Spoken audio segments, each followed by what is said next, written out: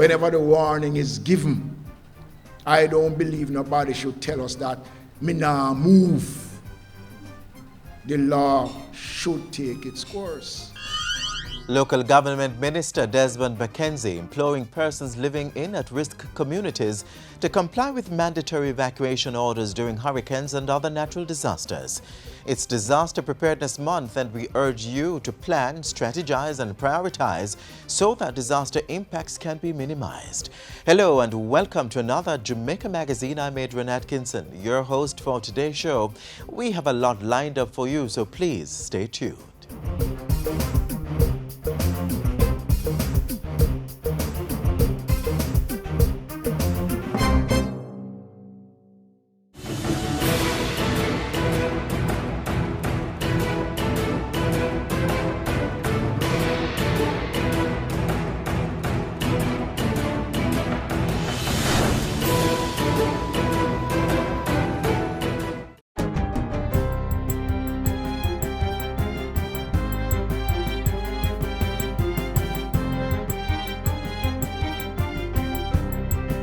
Good day, I'm Tamara McHale and this is your GIS News for Monday, June 6. Jamaica is to benefit significantly from the implementation of a $1 billion Economic Partnership Agreement (EPA) project. The project is being funded by the European Union and implemented by the Planning Institute of Jamaica (PIOJ) in 2 phases. It aims to create an enabling environment that supports increased compliance in agriculture and agribusiness exports. Project Cycle Management Specialist with the EU unit, Marjorie Stair, says agriculture, industry and commerce are among the primary sectors that have benefited from the project's first phase. Focus was initially placed on increasing exports of fresh produce to Europe and resulted in the upgrading of several local food safety labs. And that result is increased capacity for product testing and certification for compliance with international standards. Ms. Stair was speaking at a recent JIS think tank. Prime Minister Andrew Holness is asserting that the removal of mandatory auxiliary fees will not adversely affect the cash flow of secondary schools. The Prime Minister was speaking with Ian Boyne during a special JIS interview this weekend. He argued that when government began to offset the full cost of schooling in the next academic year, administrators would have a more certain cash flow. The truth is that no school can claim 100% compliance with entry fees. None.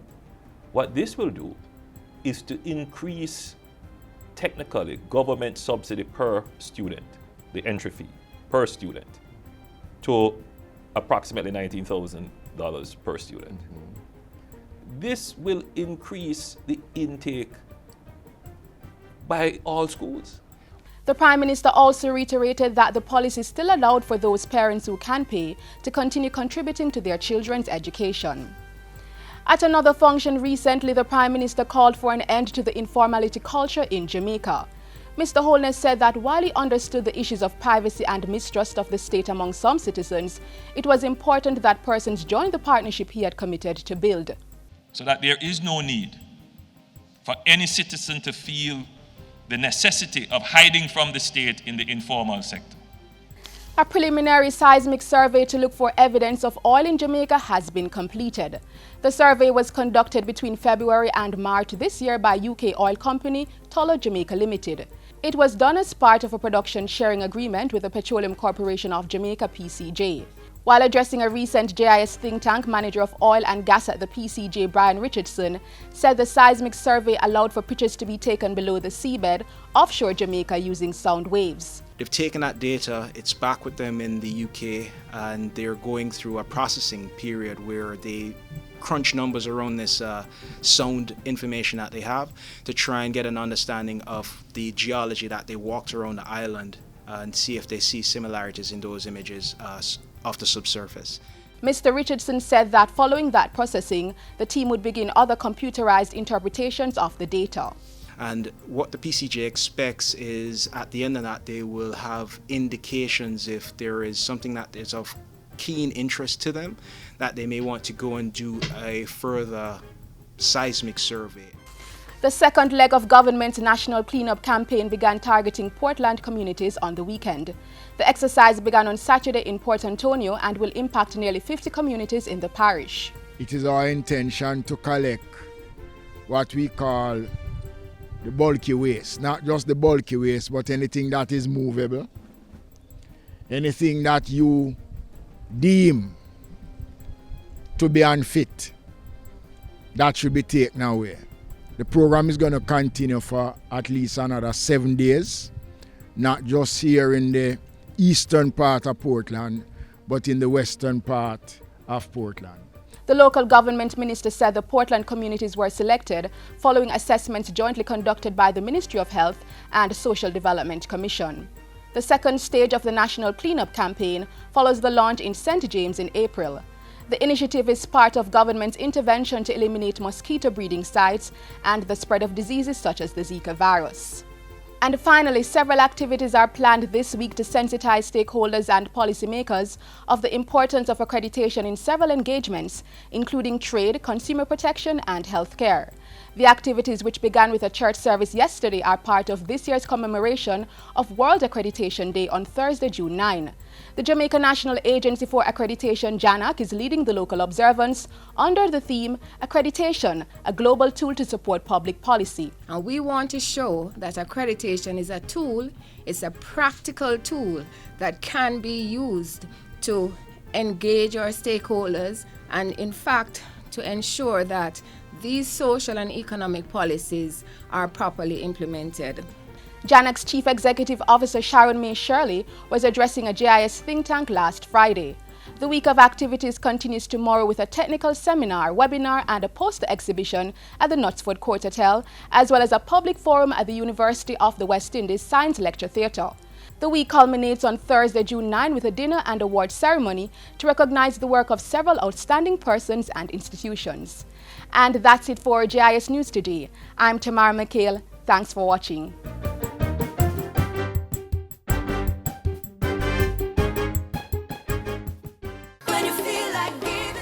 Wait, hold on. Colin, hey, what go on? You know, say, I'm on my way to go look about the farm work program. Aye, I love to do the farm work program there, you know. But remember, I serve a 5-year prison sentence for a minor crime. Them can clear it, you know. Yes, Colin can get his record expunged. Expungement is having a conviction removed from your criminal record after certain specifications have been met. Visit the Criminal and Civil Justice Division in the Ministry of Justice for more information.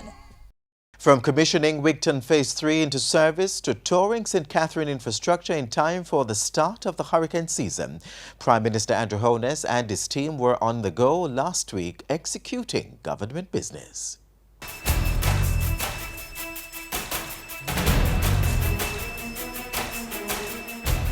Prime Minister provides answers to a number of issues: work policy to get every Jamaican engaged in nation building, and government advances its energy diversification with the commissioning of Wigton Phase 3.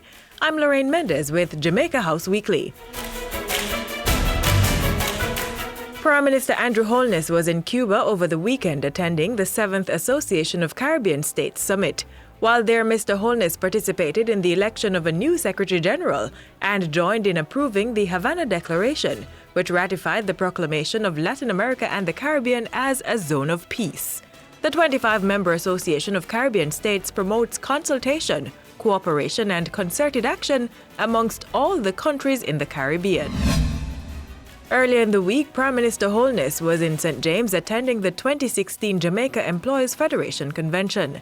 During the function held at the Montego Bay Convention Center, he unveiled a 4-point work policy expected to get more Jamaicans gainfully employed. LEGS is expected to have Jamaicans learning, earning, giving, and saving as part of work. The government must provide the opportunities for all Jamaicans by virtue of their stage in their life cycle to be actively engaged in a productive activity that would help them with their health, their earnings, their savings, and their need to give back. While at the JEF convention, Prime Minister Holness also indicated that government would be pushing for the early implementation of the Human Resource Management Information System. He said there would be greater administration of the more than 130,000 public sector workers, as the system would eliminate waste, duplication, and redundancies. This is one way in which we could reduce our wage to GDP without removing even one person, even one job from the public sector. Just by ensuring that A, all persons who work for the government are properly documented. And Prime Minister Holness said his administration would be tackling unemployment through the streamlining of the labour market information system. He asserted that with greater surveillance of the labour market, more Jamaicans would find employment. That alone could knock off 1 or 2 percentage points from our unemployment rate. By midweek, Prime Minister Holness was at Jamaica House responding to some of the burning issues on the island. In an interview with the JIS's Ian Boyne, the Prime Minister said government would be continuing with the National Partnership Council. He said the consultative approach to national development would be a part of his administration. The head of government added that a similar approach would be taken towards crime. We intend to engage the public to be a part of the conversation about what is necessary to change in our justice system, in our law enforcement system, to bring about the reduction in crime that everyone wants. As for the expansion and growth of the manufacturing sector, the Prime Minister said energy costs would be the focus. To ensure that our energy prices remain low and continue to go down. So that's number one.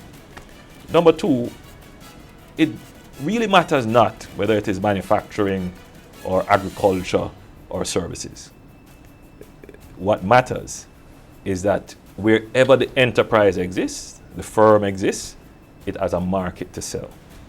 So the government's responsibility is to ensure that Jamaica has markets. He said the government would be seeking markets for the local sector in neighboring countries such as Haiti, Cuba, the Dominican Republic, Bahamas, Turks and Caicos, and Cayman Islands.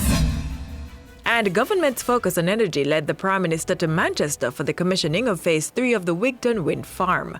The 24-megawatt expansion is projected to generate just over 63,000 megawatt-hours of electricity annually for supply to the national grid. Mr. Holness said the 3% added to the national grid was evidence of government's commitment to the 30% use of renewables in the island's energy mix by the year 2030. By virtue of this investment, the approval of investments in solar technology, the implementation of LNG, which will come into our fuel mix in short order, and what we are about to do with waste energy, and the explorations for hydro and other biofuels and carbon-based fuels. We will have probably the most diversified energy mix in the region. And the Minister of State in the Office of the Prime Minister was on the road this past week. On Wednesday, Everald Warmington toured sections of St. Catherine to get a first-hand look at the state of roads, drains and bridges in the parish. What I intend to do is to try my best to accommodate them under the mid-P that we have now. Plus, there are several bridges that should have been done many years ago. So we're going to include them in the bridge program that we have now. And that's it for this week's Jamaica House Weekly. Be sure to join us next time for more news coming out of the Office of the Prime Minister.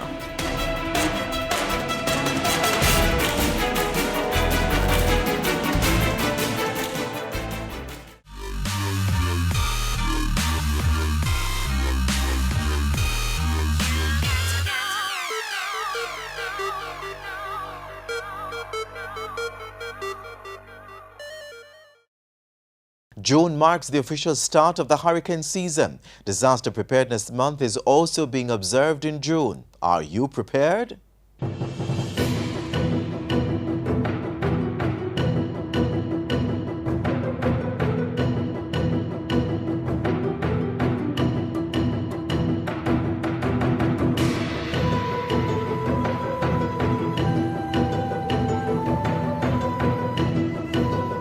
The forecast is based on the projection that we will have a near average season. Here we see on our chart the average season consisting of about 12 tropical storms, 6 hurricanes and 2 major hurricanes.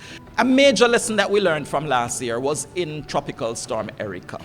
The center of Erica passed about 90 miles to the north of Dominica. The system did not hit Dominica. It was a tropical storm in an inactive season that stayed away from the island. Okay? Erica produced over $480 million in damage to Dominica, and over 30 lives were lost. There was significant flooding, significant devastation, there were significant landslides, and Dominica, it was suggested that about half of the GDP was the nature of the loss. I want us to remember the messages that come out of the Meteorological Service during a hurricane season, especially if there is any considered threat or possibility of threat. There is the tropical storm or the hurricane watch that is issued when a tropical storm or hurricane poses a possible threat within 48 hours. So if we consider that there is a possible threat within a 2-day period, we would issue a watch. So make sure that you have a battery-operated radio. Electricity might fail you, so ensure that you're able to hear what these watches are. Our focus in the Ministry of Health really is to look at heightened surveillance for us to be able to detect and contain any disease. I am spending a little time on the arboviruses because you know we are approaching the rainy season. Yes, we are. So he said. And it means that what is going to come up? Mosquitoes. They soon come. They're going to come up in their numbers. And as such, we have to be able to contain whatever illness that is being transmitted. And we have 4 on our hands. We have chick, we have dengue, we have Zika, and what is the other one?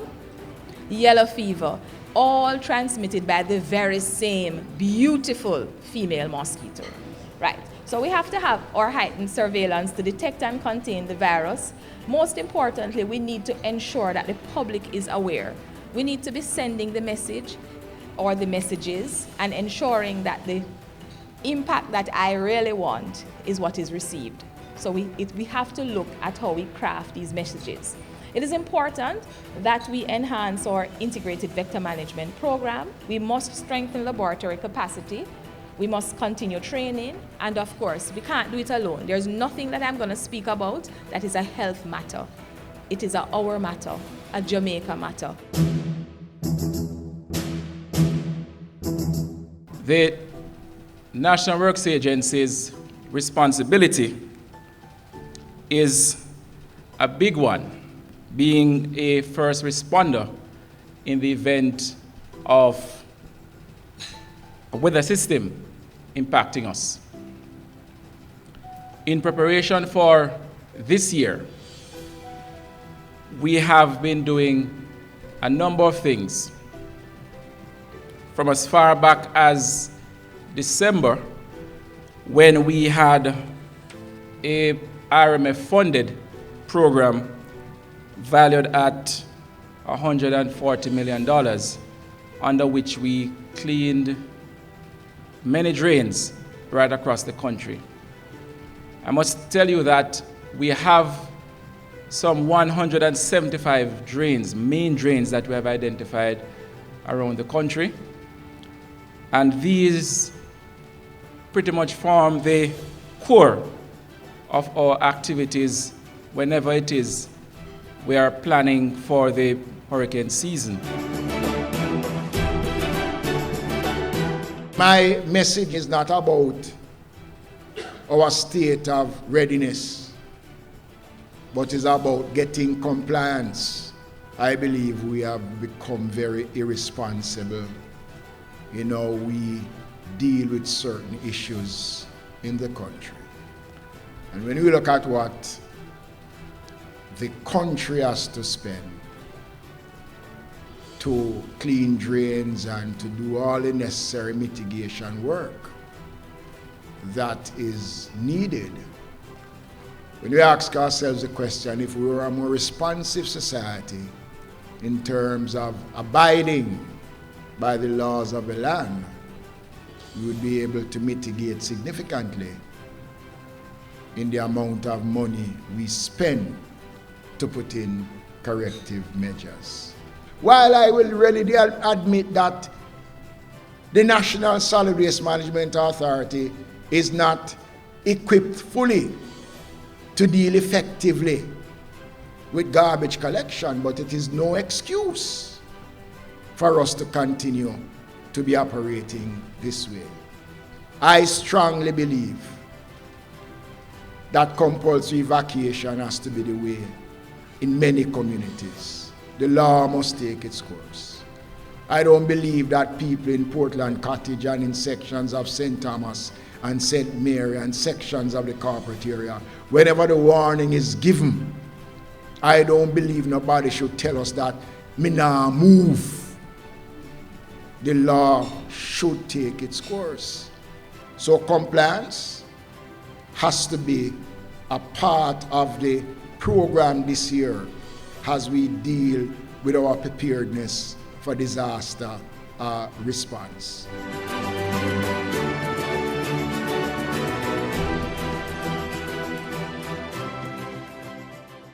Be sure to take part in a series of activities planned to observe Disaster Preparedness Month. On Wednesday, Disaster Preparedness Day is being observed in schools. The following day, businesses will be the focus. Look out for the Disaster Month supplement in the 2 main newspapers on Sunday. And there will be an expo on June 25 in Savannah Lamar, Westmoreland.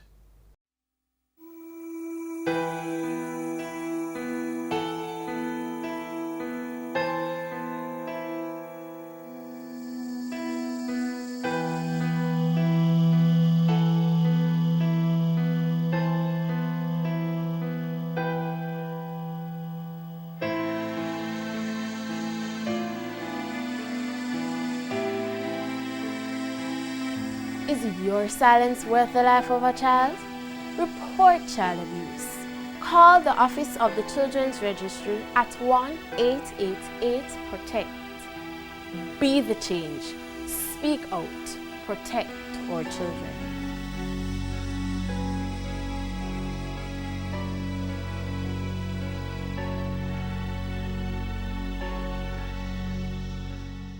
Last week, the Office of the Children's Registry announced that for the past 3 years, it had retained a 90% recovery rate for children who go missing. We applaud their efforts, and we also encourage you to get on board by breaking the silence and calling the registry with information to return missing children to their homes. This used to be my playground. This used to be my childhood dream. The Office of the Children's Registry, OCR, is the agency responsible for coordinating the safe recovery of children who go missing. The OCR collects data on and refers cases of child abuse to the Child Development Agency and the Office of the Children's Advocate for investigation and action. In addition to training search and recovery personnel, the OCR has partnered with the Library Service to disseminate information on missing children. We have signed Memorandum of Understanding with the Ministry of Transport Works and Housing in terms of collaboration with the JUTC buses, and we have signed a Memorandum of Understanding with the Ministry of Environment Climate Change in terms of we're going to be using spatial data from the Spatial Data Unit. But the most important tool in its arsenal is the Ananda Alert System. The administrative aspect of the Ananda Alert System is also now operated by the Office of the Children's Registry since the 1st of March 2013. The Ananda Alert System is a nationwide system which seeks to have children who would have gone missing or reported missing within 24 hours or less. We try to ensure that all information as it regards to their whereabouts, their location, their description is disseminated island-wide. As soon as a parent cannot account for their child's whereabouts, then they're able to make a report to the police station or to the registry by calling 1-888-PROTECT. And an Ananda alert is then activated and a risk assessment done to determine if it is a case where it is very high risk or the risk is more minimal. At that point, if the report is received by the registry, within 30 minutes of receipt it is dispatched to the Corporate Communications Unit and the Missing Person Monitoring Unit, and from there the interactions and investigation will begin. The Ananda Alert System would not work as efficiently as it does without the support of the Jamaica Constabulary Force. There is a dedicated missing persons monitoring unit in the JCF. When someone is reported missing at a station, this information is sent to CCU immediately. Once confirmed with the local station, an immediate release is done and this is sent out. The Jamaica Constabulary Force also has other branches that are active participants in the search and recovery efforts. They include the Corporate Communication Unit, the CCU, the National Intelligence Bureau, NIB, and the Center for the Investigation of Sexual Offences and Child Abuse, CISOCA. The Police 119 Emergency Center plays a big role because what they do, they take this information and further disseminate it through the police network. So all police formations and divisions are made aware of this missing person. Along with that, you have the National Intelligence Bureau, who further does correlation, intelligence gathering around this missing person, investigation, as well as alerting other partners regionally and internationally of this missing person. Once a child is recovered, the work of the team doesn't end. The next step in the process is restoration. Once a child is located, then we do a follow-up in counseling and social intervention from the Child Development Agency. If we do have issues with the Ministry of Education, specific schools not wanting to take back that child because the child would have been out for a period of time, we do work together to see how we can get back that child to continue their education. The JCF has also been making moves in child care and protection with the introduction of the Stay Alert app. This sends alert to persons who are utilizing the Stay Alert. So you get an immediate alert that someone is missing, the area, all that information that you need along with the photograph. All of these initiatives, however, will bear no fruit if you and I don't get involved. If you know or suspect that a child is being abused, act. Call the police, call the OCR, or message the JCF on its new app. The care and protection of our children is everybody's business. This used to be my playground. This used to be my childhood dream. This used to be the place. Experiencing flu-like symptoms such as coughing, fever, or runny nose? Has it caused severe aches and pains? Is it difficult to breathe? Have you been feeling dizzy? What about diarrhea, vomiting, or dehydration? If the answer is yes, see your doctor or the nearest health center right away. These are all symptoms of the influenza A H1N1 virus. Be smart. Seek medical attention today.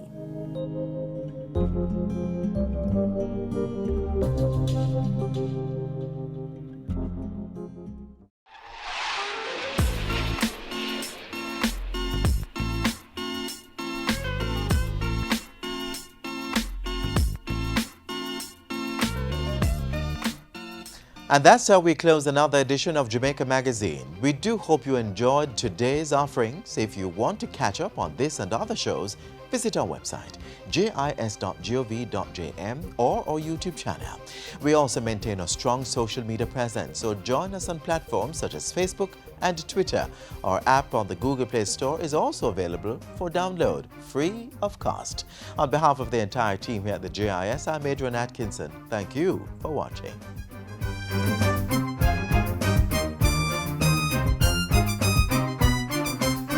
This has been a production of the Jamaica Information Service, the voice of Jamaica.